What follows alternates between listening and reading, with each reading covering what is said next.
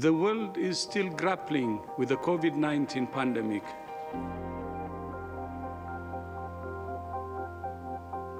This is a critical moment in the outbreak response.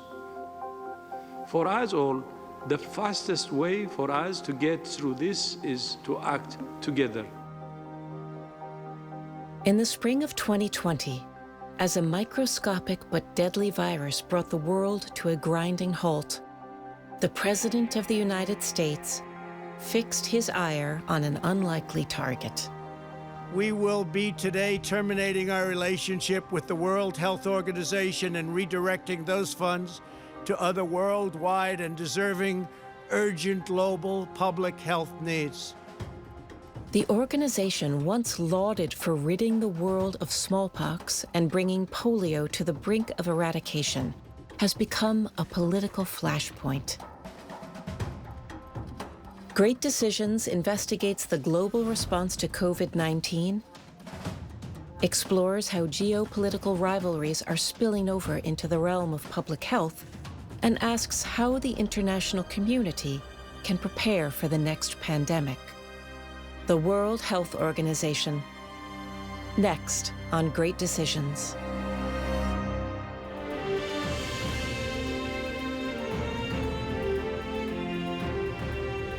Great Decisions is produced by the Foreign Policy Association in association with Thomson Reuters. Funding for Great Decisions is provided by the Herford Foundation, PricewaterhouseCoopers LLP, and the Nelson B. Delavan Foundation.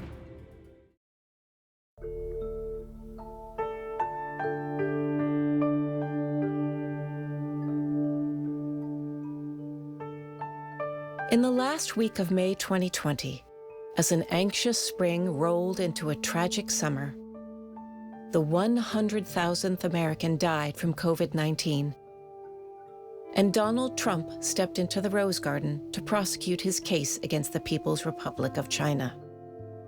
Chinese officials ignored their reporting obligations to the World Health Organization and pressured the World Health Organization to mislead the world when the virus was first discovered by Chinese authorities.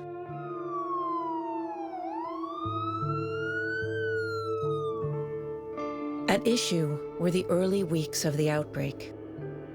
American officials alleged that China was too slow to warn the rest of the world about the dangers of the new virus. Certainly probably November and December of 2019, there was likely an outbreak happening in Wuhan that China hid from WHO and really only let WHO know on December 31st, 2019. And much of January, as WHO tried to get more information, China was hiding that information and just not being as forthcoming as it should have been. It wasn't a shortage of proper rules and regulations that allowed China to obstruct the World Health Organization investigation for too long.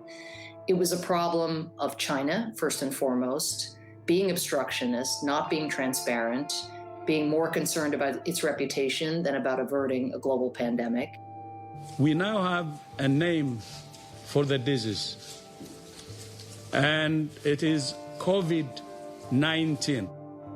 It's quite clear that China was relying on WHO to delay the response to the COVID-19 and also to understate the severity of COVID-19 in the early stage. And I think Beijing has made it very clear that they don't care who's responsible as long as China is not held responsible.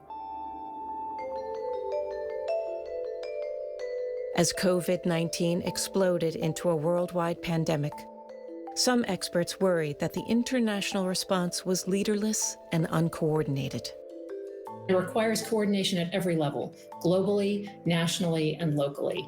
And we're seeing a real patchwork of responses that, frankly, is undermining our ability to beat this virus. There's not a clear global leader in the fight against COVID. In some ways, WHO is the closest that we have, and I think they're pretty valiantly trying to play that role, but they're doing it with limited capacity and very limited authority, and at the mercy of member states' willingness to cooperate. With tensions mounting between the US and China, President Trump announced that the US, traditionally the largest contributor to the World Health Organization, would stop funding that institution. Leaving the World Health Organization at the height of the most devastating pandemic in more than a century is the height of lunacy. It impedes the US ability to learn from other countries.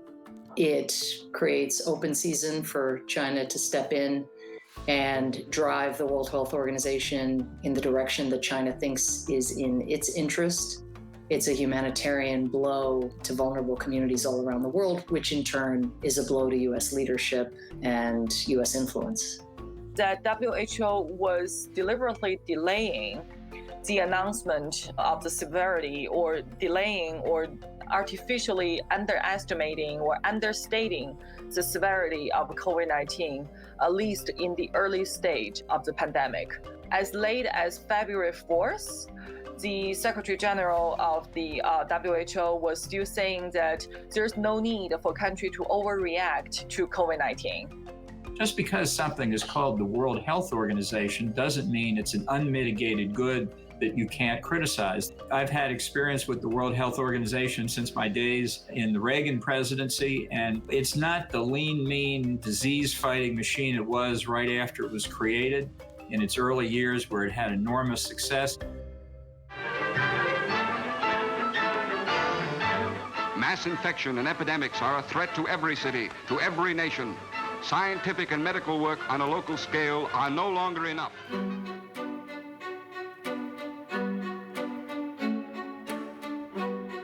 When delegates from around the world convened in San Francisco in the waning days of World War II to outline a framework for global governance, they made certain that health would be part of the mandate for the new United Nations. They recognized that the fight against infectious disease depended on global coordination. They had experienced the health consequences of the Second World War, of course, and they were very clear that one would only have economic development in the world if one also had a healthy population. There were epidemics of tuberculosis and other epidemic diseases, and there was risks of dysentery and other, risks to health that people were moving around populations and so on after the war. So it was agreed that WHO would be formed and that there would be international cooperation. What it tries to do is to provide technical guidance to countries around the world on how to respond to health challenges. It tries to set standards with the input of countries around the world for the response to global health crises, to medical issues, to public health issues. Even during the most antagonistic years of the Cold War, the US and the Soviet Union managed to cooperate on matters of health. The eradication of smallpox originated with a resolution proposed by the Soviets. It is the only human disease ever to have been eradicated. But think about that. In the 20th century alone, 300 million people are thought to have died of smallpox. But after a few decades, many observers had grown discontent with the WHO and its broadening mission. If you take a look at what the organization prides itself on, which is the near eradication of polio, the eradication of smallpox, combating other infectious diseases, these were the focus of the organization in its early days. And the organization lost its focus in the 1970s and 1980s and started focusing on a number of different issues that arguably should be the focus of domestic health agencies and domestic governments. I remember back in the Bush 41 administration, the early Clinton administration, the global response to HIV/AIDS was taken out of the WHO and made a separate UN component because people simply felt the World Health Organization wasn't up to the challenge. And I think since then, the bureaucracy hasn't gotten any better. Like many other international organizations, the WHO has no mechanism to enforce its authority and relies on achieving consensus from its member states. No one gave WHO the authority to enforce compliance. No country wanted them to have that degree of authority, including the United States, so they simply don't have it. Member states, when things like health security crop up, get incredibly defensive, nationalistic, and the WHO has to navigate. It doesn't have the authority to tell other governments what to do. It has to also play a political role because WHO can be invited into a country, but they can also be kicked out of a country. We saw this recently with COVID-19, where Burundi expelled 3 WHO high officers. And so WHO has to kind of walk this line. We have the authority that the member states give us. WHO is what its 194 member states want it to be. And really, it is not a question of exercising authority or compelling member states to do something. It is about persuasion. And that really is how the multilateral system works.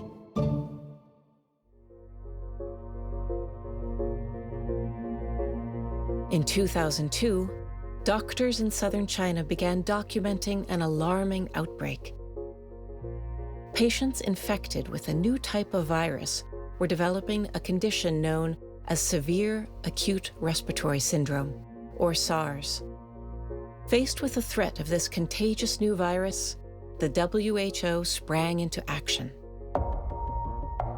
It had a very strong director general, a woman named Gro Brundtland, who was a former prime minister. And when China at that point was not being very forthcoming with data about what was happening with SARS, she took a pretty strong stance and chastised China and really pushed China to be much more forthcoming about the data that was coming out of the SARS outbreak.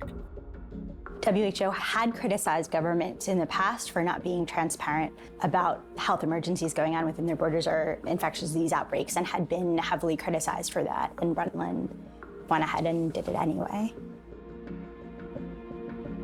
But in the aftermath of the SARS outbreak, the WHO's member states grew concerned about how much authority the organization had appropriated. The overall reaction from member states was kind of, great job, don't do it again. The naming and shaming function, calling for trade and travel restrictions were all things that made governments uncomfortable more broadly as sort of an infringement on sovereignty.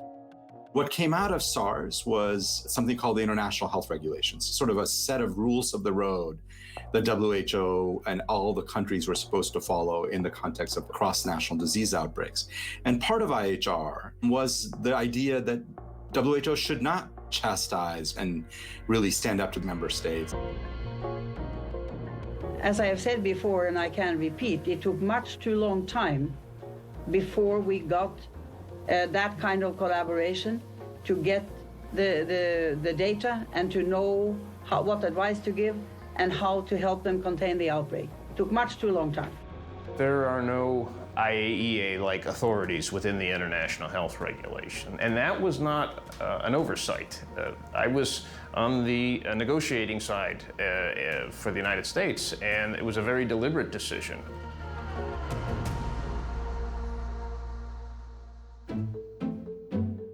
For most of the WHO's existence, it has relied heavily on the U.S. to finance its operations. Traditionally, the United States has been the largest provider of funding to the World Health Organization, both in terms of assessed funding, which is sort of the dues to the organization, but also in terms of voluntary contributions to the organization as well. When WHO started, it was mainly these assessed contributions by member states. Right now, we actually have a balance that the assessed contribution by member states are only 20% of the WHO's budget. About 80% of its funding comes in the form of voluntary contributions from donors, mostly member state governments like the US, but also the Bill and Melinda Gates Foundation is a huge one. And that money is largely earmarked, meaning that the donors decide what they want it to be used for. Concerns about the WHO's independence have grown now that the voluntary contributions controlled by member states make up the vast majority of the organization's budget. This changed over time because wealthy countries pushed to reduce the mandatory contributions and replace them in some way with voluntary contributions. And the implications for the organization are enormous. That opens up the WHO to the highest bidder in terms of who provides funding is going to have more political influence. And that was one of the major issues thus far in the COVID response, is that they're really focused on making sure that they don't upset anybody. Within the past decade, several international commissions put forth proposals to modernize the WHO. Not one of those reforms was put into action. What is the core of the proposed reform? For member states to provide greater powers of independence for the WHO Director General and his or her secretariat to collect data, and secondly, to issue warnings, and when data is not forthcoming, to blow the whistle internationally on why that data is not forthcoming. At present, all these reform proposals that have been put on the WHO table have been allowed to drift away by WHO member states. Now that the COVID-19 pandemic has awakened the world to the potential danger of emerging disease, experts debate whether the WHO needs broader authority to enforce its mandate. No, the World Health Organization doesn't have any kind of enforcement authority. It really shouldn't have enforcement authority. This is a situation where member states need to come together to work together to pledge to honor certain standards and certain practices. It's not ultimately just about putting some authority on paper to say the Director General can do X, Y, or Z. It's also about thinking through the steps of, why would a member state then actually choose to comply with that? So if WHO gets the authority to be able to go into China against China's will, then it needs to have the authority to go into the United States against America's will. My sense is this is a nice idea, but countries are not ultimately going to agree to it. Certainly not the United States, not China. Some critics assert that the WHO is no longer the best organization to coordinate global health. This was a different virus. This was a house on fire. And WHO is simply not, at this time, geared to be a fireman. It was created in 1948. There were 48 member states. Now, fast forward today, we have 194 member states. Many of those states are low and middle income countries, and they require very different things from WHO. We still need the WHO no matter what. We need that official body. But the question is, do we need some complementary entity that would be able to do this inspection or audit kind of approach?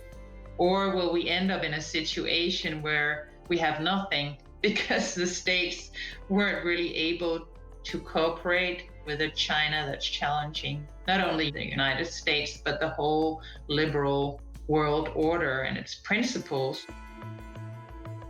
As the WHO's assessed contributions from nation-states have tailed off, some private organizations have stepped in to fill the void. Its funding is incredibly precarious. It is tremendously underfunded. It has this tremendous mandate to cover sort of all health issues all over the world, and it does that on a budget that's about the budget of a large hospital system in the US. About 10% of the overall WHO budget is now also financed by the Bill and Melinda Gates Foundation, again, mainly in focus programs. USA! USA! USA! USA! With a nationalist tide sweeping the globe, politicians are proving increasingly unwilling to tolerate interference from multilateral institutions. The WHO must figure out how to operate effectively in a difficult geopolitical environment. There is a rise of nationalism in very many places, and it does affect the WHO indirectly by making some countries less likely to contribute or be supportive of multilateral initiatives. To what extent the great powers are willing to manipulate international organizations to serve their own cause, to implement their own agenda, that's really the problem. And that's an independent problem from nationalism. What you have now is nationalist rhetoric, but internationalist challenges. It's not a coincidence that nationalist leaders, by and large, have fared the least well in tackling the COVID pandemic because they're trying to bring a set of tools to bear that don't take account of our connectedness. The first step, some experts say, is to evaluate whether China's influence within the WHO has grown too strong. The World Health Organization was concerned that if it was very critical of China and its lack of cooperation, lack of transparency, that could restrict further the World Health Organization's access to Wuhan and access and cooperation that the Chinese government was getting. So it was over the top in terms of its praise for China. China has been very skillful at entering and penetrating a lot of international institutions that were really created as part of the liberal Western world order and based on liberal values such as transparency and openness, etc. But China, when it enters these institutions, although it subscribes to them, it signs all the agreements, it doesn't respect the rules.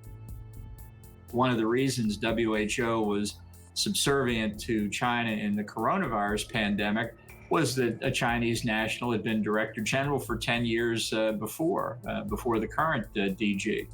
And I think that's a mistake.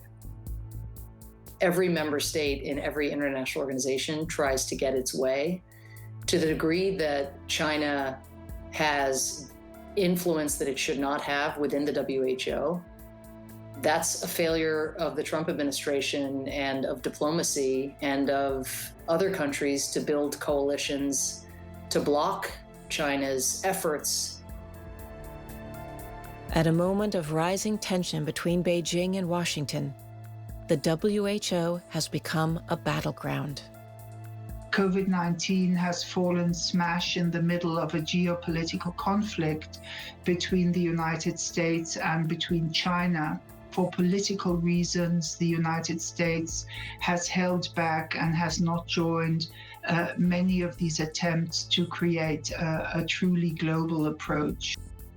One of the big worries I had was that if one of the big countries does badly domestically, if COVID really hits them badly, then the big danger is they will then externalize that into geopolitics. And the Trump administration decided the WHO was a good way of critiquing and harming China.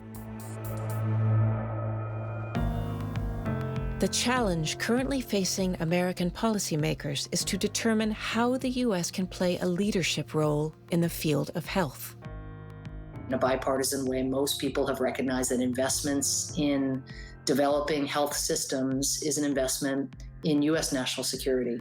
So I think it is a mistake to go looking for credit if your investments in global public health infrastructure are only about that. You are missing the point. People don't talk about smallpox anymore because the United States led on this, provided the funding to do that. Polio is another one that we're close to eradicating, and so we know how to do this. It's going to take all of us working together. Other countries work within the institutions to push back at China, whereas the United States chooses more and more to depart from these institutions, probably because China and the US are main opponents in the world order, and China is trying to push the United States down from being the dominant power in the world.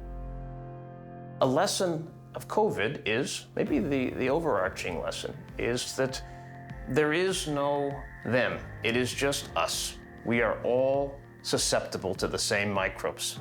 Individually, we are no match for nature, but together we are. I cannot imagine, even now, the US actually leaving WHO. It is, to me, unthinkable.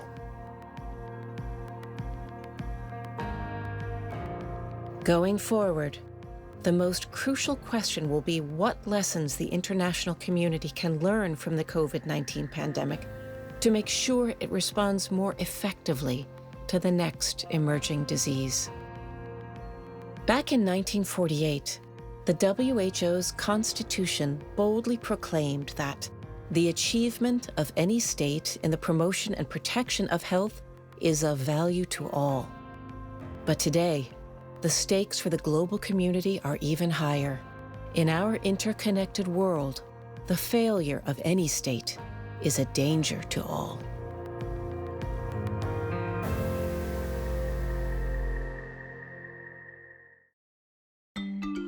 Great Decisions is America's largest discussion program on global affairs. Discussion groups meet online via Zoom and Google Meets, in person at community centers, libraries, places of worship, and homes across the country to discuss global issues with their community. Participants read the 8-topic briefing book, meet to discuss each topic, and complete a ballot which shares their views with Congress. To start or join a discussion group in your community, visit fpa.org or call 1-800-477-5836. Great Decisions is produced by the Foreign Policy Association in association with Thomson Reuters.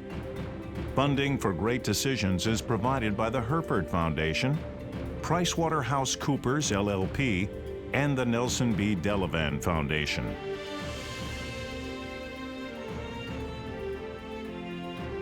Next time on Great Decisions. Although the world faces a host of challenges that no country can solve alone, Americans are notoriously ambivalent about the appeal of multilateralism. The end of the global order? Next time on Great Decisions.